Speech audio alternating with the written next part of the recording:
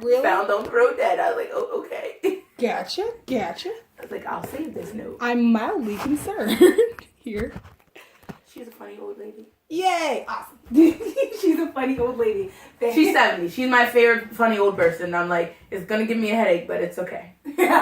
She's thinking about it too hard. Hey guys! Welcome to episode 1 of What We're Reading, the show where we chit-chat with local Philly talent about upcoming projects and, of course, what they're reading. So I'm Noelle Blue, your host, and of course we are here with local author Neenia, who is the author of I'm With the Band, as well as My Boss, My Lover. Wait, no.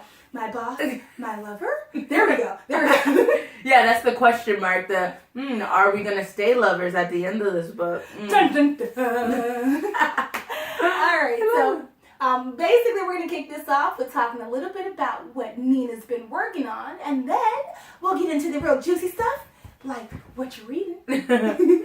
Well, right now I am on the cusp of publishing My Boss, My Lover Part 2. That comes out April. I'm pretty sure the 23rd, but I just want to make sure my editor's okay with that. So you guys heard it first, but I'll tell her later. 23rd. And then in May, on the anniversary of my engagement, I will be releasing the second part to the I'm With the Band series, Married to the Band. Awesome. So I'm super excited about that. I've been loving getting back into reading to the point where I'm up at 3 o'clock in the morning, 5 o'clock in the morning, and reading and then switching over to writing. And I'm like, oh my gosh, this is giving me so much life. I need to do more. I'm like, yes. Go for it. And of course, you know, some of the best writers are some of the best readers. Yes. I live by that. I'm like, to be a good writer, I have to be reading. Definitely. So I'm like, even if it's the smallest thing, I'm like, I need to be reading something. I try to read a decent amount of craft stuff and industry stuff to keep up on that too. Like a receipt. So Nina, what you reading? I am reading a rockstar romance novel by an author that I'm really just amazed by. And she also followed me on Instagram. Her name's Thina Wright. And the book is called Hard Rock Crush. And it's a part of her Cherry Lips series. And I love it. It's really good. Awesome. What made you pick that one? She has an amazing reader magnet that if you sign up for her newsletter, her author mailing list, you get a free copy of a prequel prologue type story. And I read that, and I read it really late, and it was like really quick read, and I was like, oh, this is really good. I really like her characters. I really like her story. Also, that is how I found out how much I was going to be really into her. She has a drummer in her book who had the same name as the drummer in my book. And at first I was like, oh my gosh, no.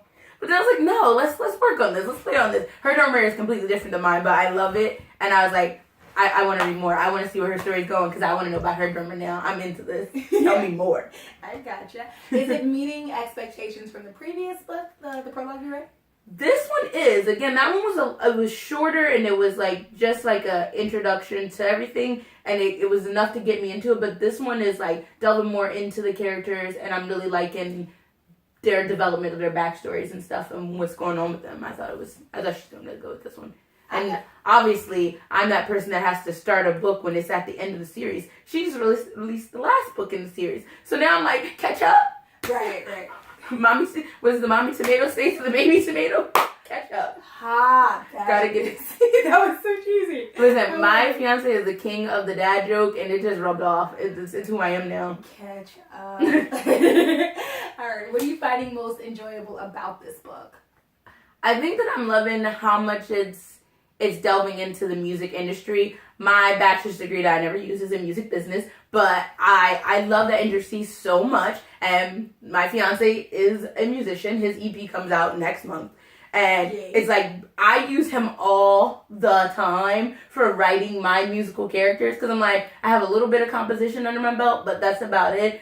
Mostly I'm on the business side of it. So I can write some law and copyright background for my characters. But when it comes to, oh, you pluck a bass and you don't strum it. My bad. My bad. Thank you. So I'm like, I love that she is more aware of that stuff, or at least it's conveyed better in her writing that she understands the industry. So now I'm like, does this make sense, Dan? And he's like, yeah, that's exactly how they do it. I'm like, all right. Yeah, I got something going Oh. So, was the last thing you read the prologue before this, or what was the last thing you actually read? Oh my goodness, the last thing that I read, like book-wise? Or life-wise? In general, like a text message. Okay, so the last thing that I read was probably something by Chris Fox, because I just love his nonfiction series for writers, and I've been trying to work more on the marketing and the craft aspect for my stuff, and then leisure read all the romancy and trashy stuff. Like, that's how I do that. Last non-book thing you read. Last non-book thing that I read. The questions for the interview. Yeah! No, that's awesome. You came prepared. Yeah, I was like, let me just breeze through these really quick, and then forgot what book I was reading immediately after reading those questions.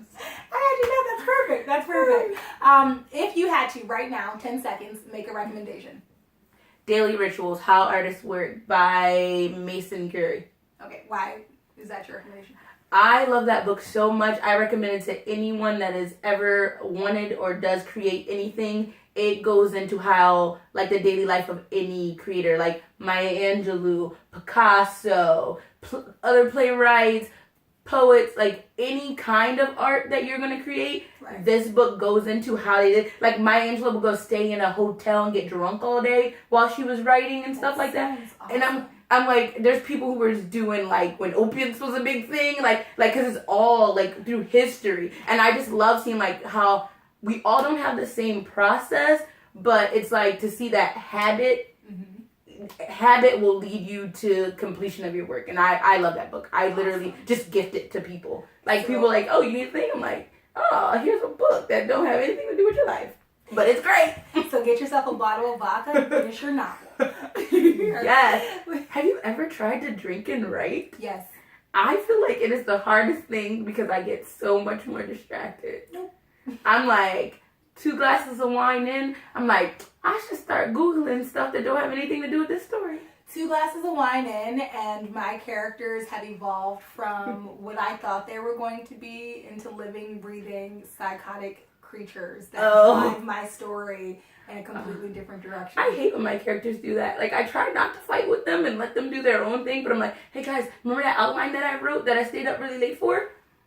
I want to do the things in that outline. It's like, no, we have a plan, so we don't have to go this way. Me and my characters have a mutual understanding. I write a loose outline of things that you're probably going to do anyway.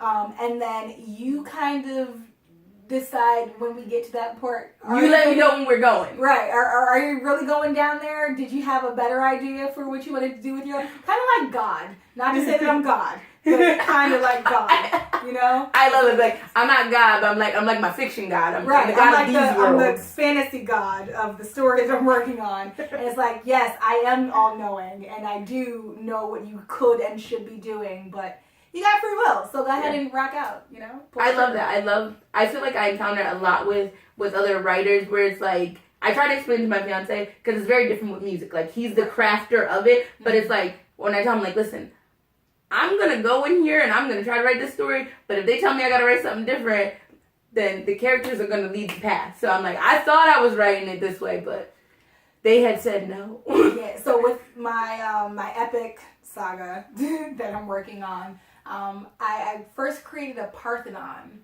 of gods so that we could have something, you know, to kind of build into the backstory. Plus, I they're love also mythology. That's my characters. favorite. That is my genre, mythic fiction. Yes. One of the characters there is not a god. It was just one of the disciples or the descendants of. And he was the bad guy for the entire, you know, in my brain. Like, you're a villain, bro. Right, until I started working on the actual Parthenon of the gods. And then it's like, she was like, no, it's not even about him. This is all my story. Like, listen to me. Like, we'll have to talk about you later, Sarah. I'm sorry. Right. You've been skipped over. It's far bigger than that. It's my story. So, yeah, I totally love that. I do like the concept of following your addiction down the rabbit hole. I support it. I've learned more so with the more books that I write that it's better to go with that than to fight it, because one, fighting is going to stall my progress because I'm going to try to write it a different way, and I'm like, no, just write what's, it's coming for a reason. This is happening, so go with it. Your muse. Your muse. What's your favorite book of all time? So far. We have tons, we know. Oh my goodness, my favorite book of all time. So far. So far. This year. This year? There we go. Okay. That'll never work. This year. It's only March. It's only March. I know, but I'm like, have I read anything that I want to say is a favorite this year? No. You know what? I'm gonna go back to Chris Fox. He has a book called Six Figure Author. Okay. And I love it. It is probably like less than 100 pages or whatever. But it is probably one of the most amazing reads, and I feel like it has contributed so much more to how I approach my career as a writer and like the increase in sales. So thank you, Chris Fox. Yeah, there you go. Thank you. Help me. Woo, hiccups. Help me get this money. All right. Overall thoughts on the book you are currently reading.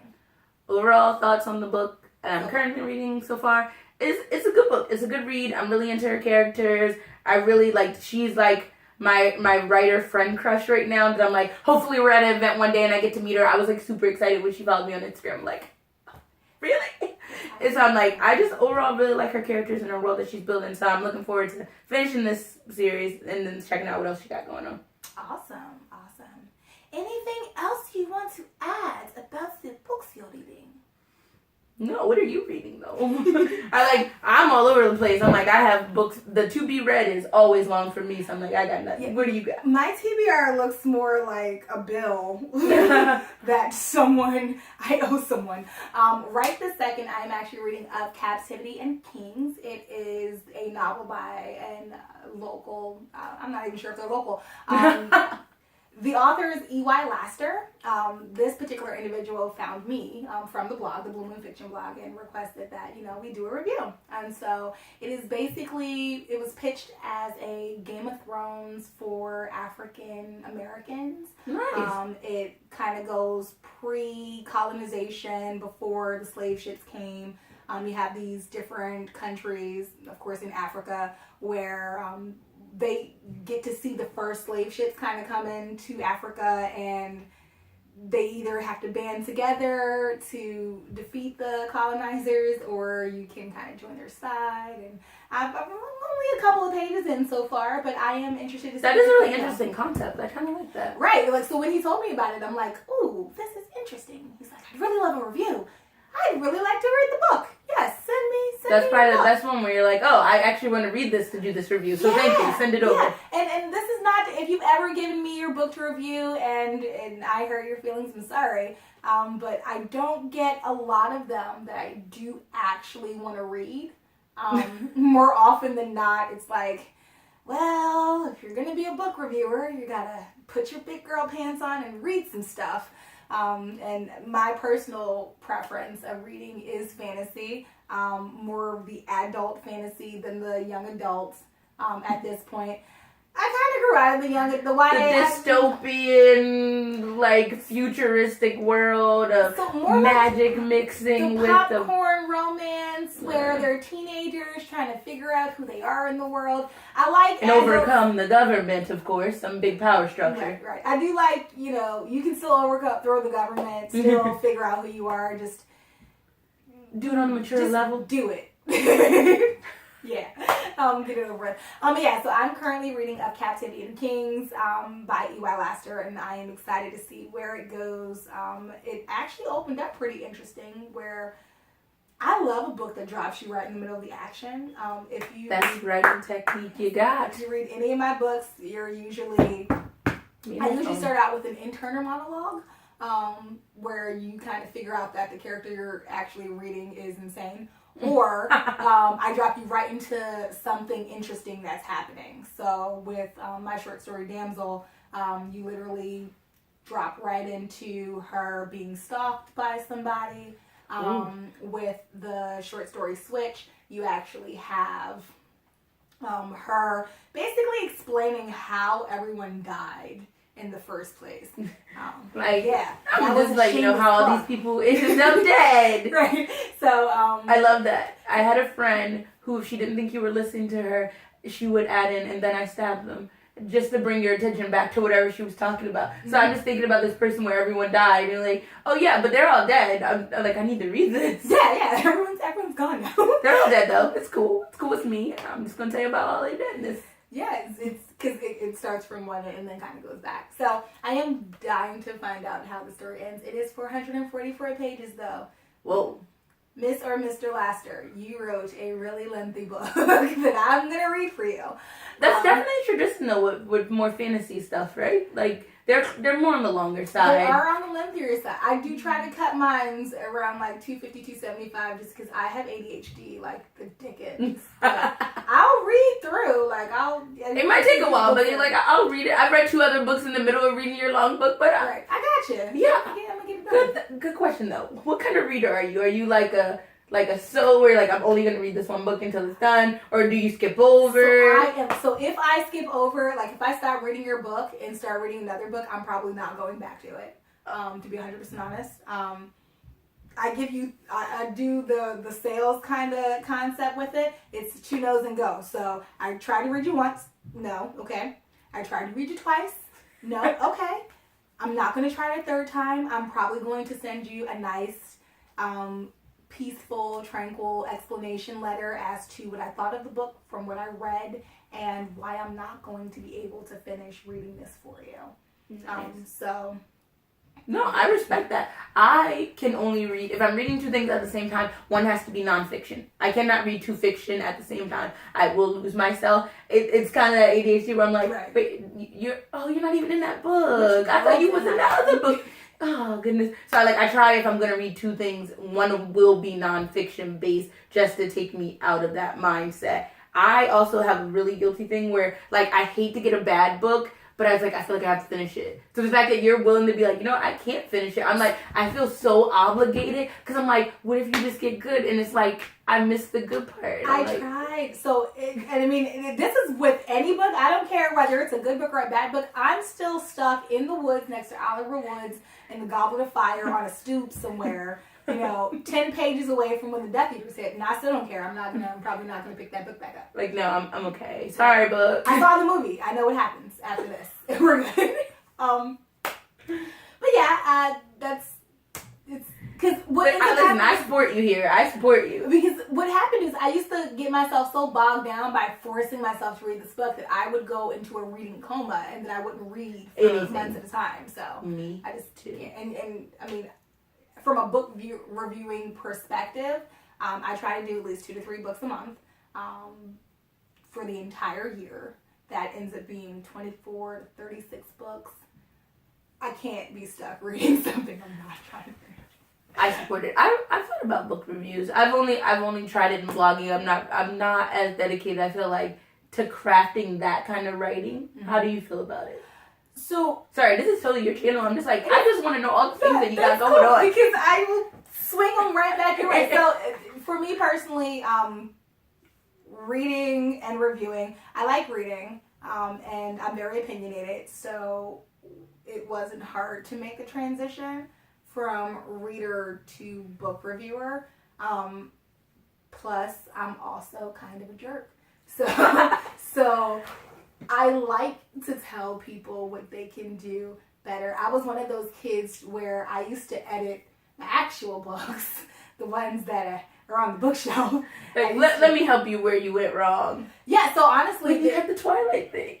Yeah, I got Oh, it's so good. Let me tell you about all of the wonderful things you probably could have fixed before you hit print. And honestly, small things like typos stress me out. If you made it to publishing and print and you have a typo, I feel like I need to write your publishing company and let them know that they're... I actually feel warmed by it when I see it. It makes me feel so much more because I'm so harsh on myself and I'm so hard on myself, and then my editor's she's even harder on me, I feel like, and I appreciate her for it, but then I pull up something from Penguin or St. Martin's Press and I'm like, well, I know what to use, so I'm okay. You're right, there we go. I'm good. Don't hate yourself. They missed it. And they have billions of dollars. They did, which honestly, that is literally why I used to get infuriated, because I'm like, you have billions of dollars. This went through 4 rounds of editing. You did a content and a copy edit, and still you missed this comma right here. How dare you? So yeah, I was one of those annoying kids, and for the record, my mother refused to let me mail any of those letters out to any of them, and I'm happy she did, because someday I'm gonna ask for a job, Penguin Random House, and please hire me. Thanks. There you go. But then they'll appreciate that what you're bringing. They're like, well, we know she's not gonna miss it. No, got it. No, she's gonna catch it. No, they're gonna fire me as soon as I miss a word. That's what's gonna happen. They're like, I thought you were the one. Right. Remember back in 1999 when you were really upset about that paragraph that was just off center for like 2 centimeters? Fired.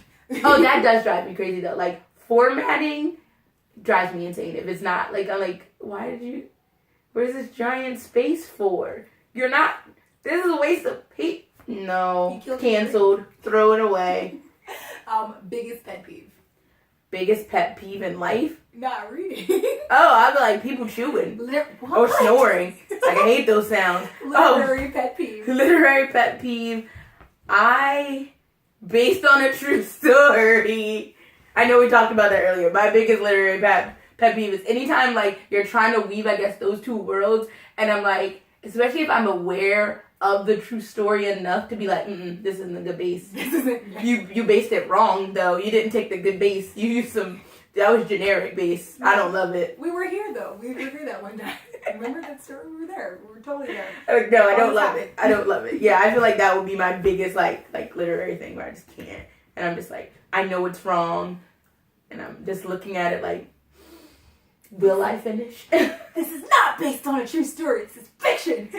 So fiction. All right, so I do want to thank you for hanging out. I did promise our viewers that this would be a short. Oh, I'm so sorry. I'm chatty. Bye, guys. No, just, I did promise them short, and then, we just like to talk all the time. It's okay. We'll talk after. Yeah, we'll catch up. And you can always come back. She'll be back, guys. We'll have her come back, and we'll talk more about what she's reading. But I do want to thank author Neenia, author of I'm with the band, and married to the band, and My Boss, My Lover. And yes.